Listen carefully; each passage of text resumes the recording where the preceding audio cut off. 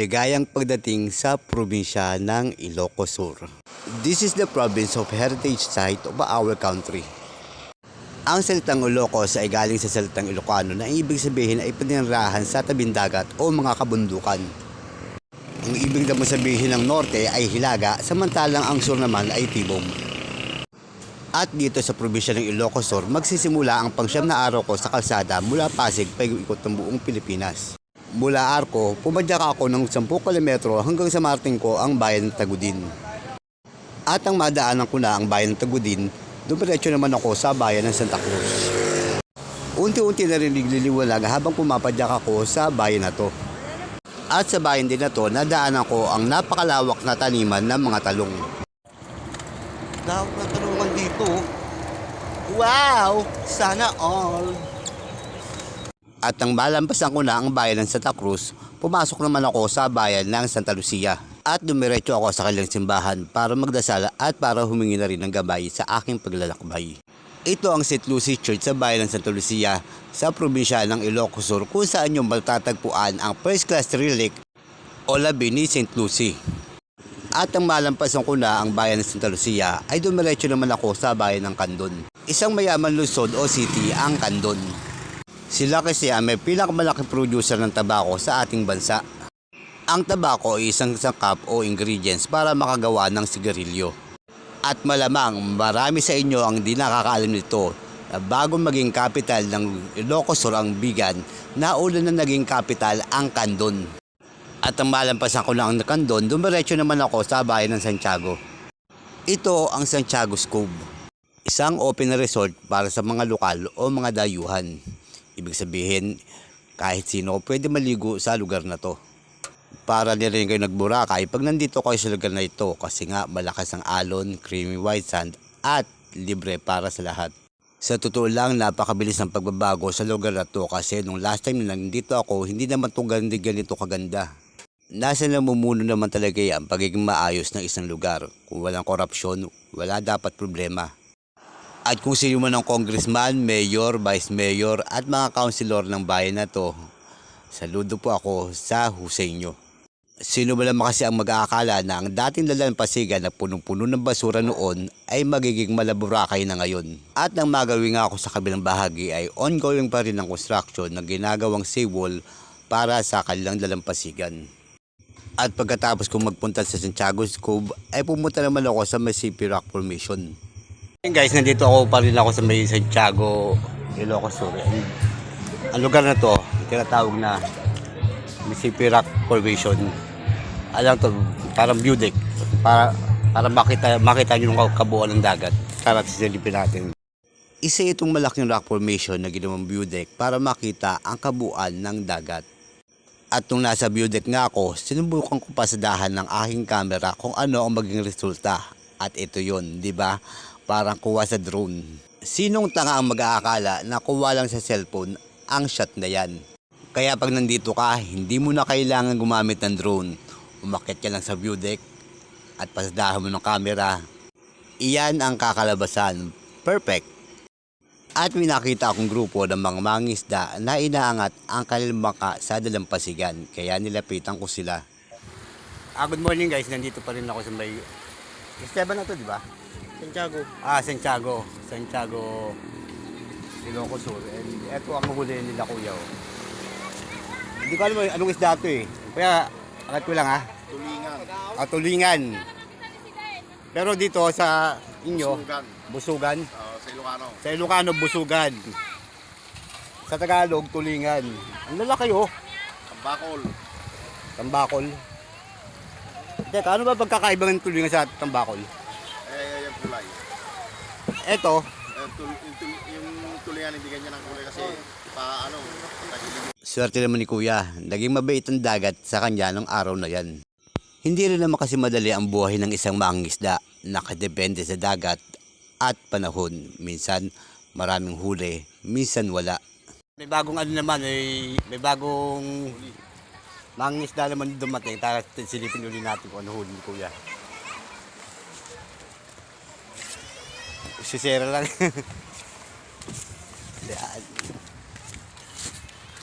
Ayun. Siyempre. Parang normal na lang sa kanila no, kapag may dumarating dito na ano na galing sa pangisda, tulong-tulong silang binubuhat ng bangka. Yan.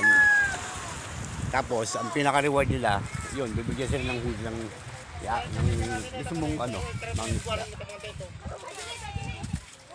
Tingnan natin kung anong huli ni Kuya. For sure, tulingan din yan. Yan. Yan, silipin natin ang bagong dating. Ang huli ni Kuya. Yan. Ay, tapos ito eh. Kaya ako napusin mo? At ang katang lang. Ay, may pusit siya oh. Ha? Ay, nabi pusin mo. Ayun, pusit to. Katangan mo lang pusin mo. Tapos tulingan. Ay, tambakol pala. Oh.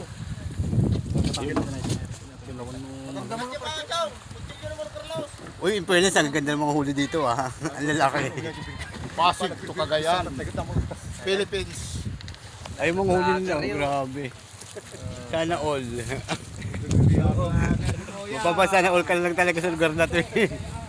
Iba din talaga kasi minsan ang biyayang dala ng dagat. At isa rin ito sa dahilan kung bakit ako umiikot ng Pilipinas. Para mga hindi ko na-experience sa Maynila, makikita ko rito sa probinsya. At habang pumapadyak ako papunta sa bayan ng San Esteban, ay may nakita akong napakagandang bundok. Grabe, ang ganda rito. Buhay ng mga bundok. At sa aking kakapadyak, hindi ko na malayan na nasa may San Esteban na pala ako. Katulad ng bayan ng Santiago, malaki na rin ang pinagbago ng bayan ng San Sebastian. Sumasabay siya sa pagunlad ng kanyang kapitbahay na bayan. Meron na rin dito mga private resort at mga dampa na pwede niyong kainan.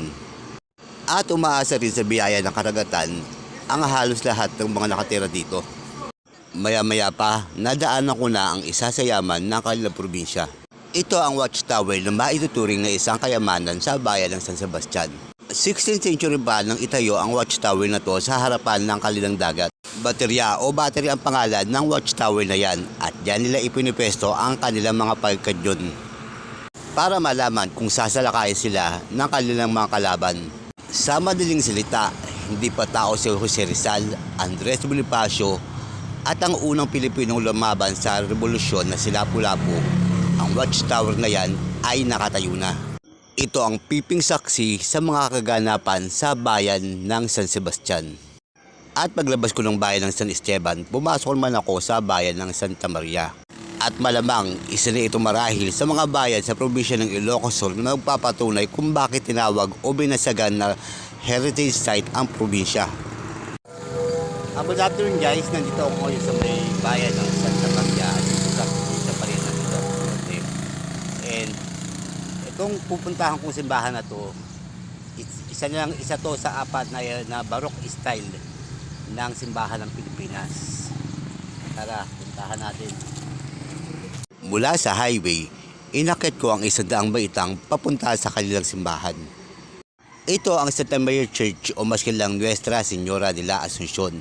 Kinilala ng UNESCO bilang World Heritage Site, National Treasure at National Landmark ng probinsya ng Ilocos. At isa rin ito sa apat na simbahan sa buong Pilipinas na mayroong Baroque design. Kabilang na ang Miagaw Church sa probinsya ng Iloilo, San Agustin Church sa Maynila at Paway Church sa Ilocos Norte. Sa madaling salita, ang mga simbahang nabanggit ko ay itinayo pa noong pre-Spanish colonial. At hindi lang sa mga estruktura ginagamit ang salitang Baroque. Ginagamit din ito sa mga painting, musika at iba pa.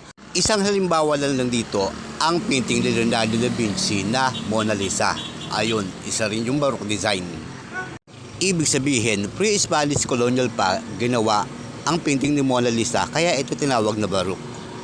At dito ko rin nakita ang isang napakalumang tulay na 16th century pa ginawa. Good afternoon guys, nandito ako ngayon sa Santa Maria Ilocos. Ito nakita niyo sa harapan ko ay isang lumang tulay na panahon pa ng pre-Spanish era. Mga panahon pa ng Kastila to. Yan o. Yan. Para maniwala. At nang makita ko nga itong tulay na to, para nag-flashback sa akin ang Noli Me Tangere. May isa kasing pahina sa Noli Me Tangere, no? Parang nakita ko noon na ganito ang design ng tulay. At pagtapos kong tambayan ang bayan ng Santa Maria, dumiretso naman ako sa bayan ng Narbacan. Good afternoon guys, nandito ako ngayon sa may Narbacan, Ilocos Sur. At kakaiba nung ano, nakakatawa nung ano rito, yung CR nila dito, yung comfort room nila, dali nyo. Yan, banyo, Tagalog na Tagalog eh, banyo. Yan. Diba maliwanag banyo? O, pag lalaki, yan. O. Pag lalaki, hombre. Ha? Hombre. Pag lalaki, hombre. Pag babae, Hombra. moher. Ito, yan. Pag babae, moher. Bakalang bakla eh, no? Pag lalaki, hombre. Ngayon, tingnan natin si ano na. O yung anlinis sa atin ninyo. Oo. Yan. Ito na siguro ang pinakamalinis na si ano na nakita ko sa tanong buhay ko. Yan.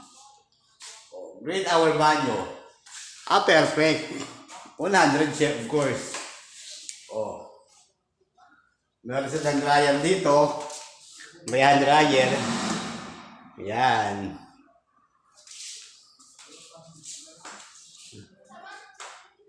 Tapos meron silang mga cubicle. At meron silang mga pasalamin. Oh. Tapos ito yung mga ano nila. Iyan. Oh, di ba? Tingnan loob mo. Oh, ang linis, di ba?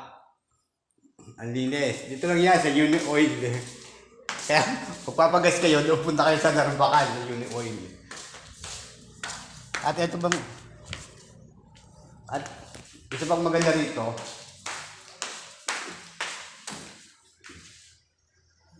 yan.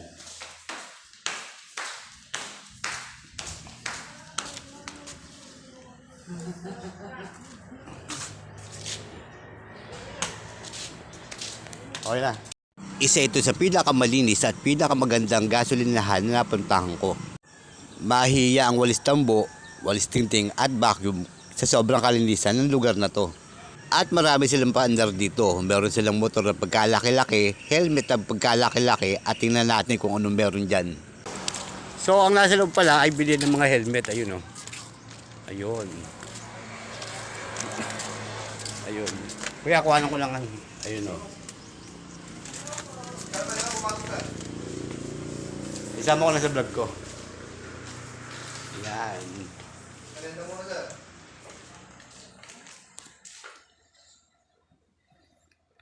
O di ba, sino mag-aakala nabilihan pala ng mga helmet ang malaking helmet sa labas. Kaya kung naghahanap kayo ng matibay at mura na klase ng helmet, punta lang kayo dito sa Narbacan. At dito nagtatapos ang pangsyam na araw ko sa kalsada mula Pasig pa ikot ng buong Pilipinas. Maraming salamat sa panonood and God bless.